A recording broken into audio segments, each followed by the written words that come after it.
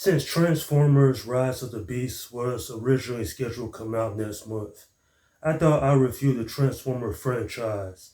And so this is my review of the 2007 film Transformers. Directed by Michael Bay, who ended up directing the following four films in this franchise.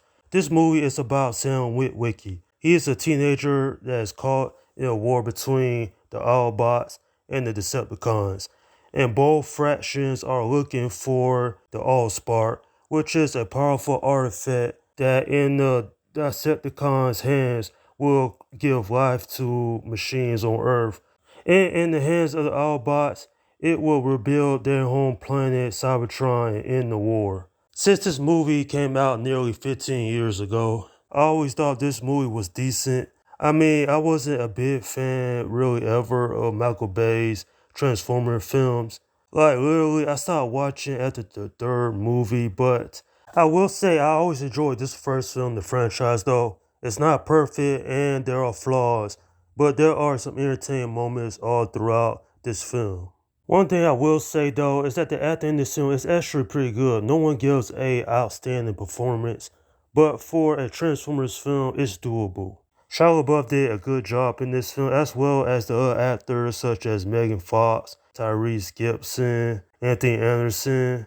Even Bernie Mac makes an appearance and a couple of other actors in this movie. The voice acting for the Transformers in this film, that was better in my opinion.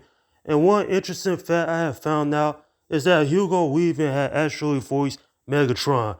I did not know that for all these years until I looked up the facts for this movie. Still though, at the end of the day, while this comic book film has problems and the story is not the greatest, it's still an entertaining film in my opinion. Peter Cullen, who had did the voice of Optimus Prime in this film, he also was the guy who did the voice for the same character in the cartoon back in the 1980s. I always thought that was cool. But man, what's up with the Autobots? And the reason I say that is because they don't show up in the film till like an hour in the movie. Like seriously, what the hell? We came here to see the Autobots and the Decepticons fight each other, and that doesn't happen way past the hour and a half mark. Like seriously, the first half of this film is just the human characters going about their daily lives. I don't care about the human characters. I don't despise those characters, but when you have Sam Witwicky and his parents just talking about family life and all that, it gets a little boring. I don't despise this film. I actually find it very interesting.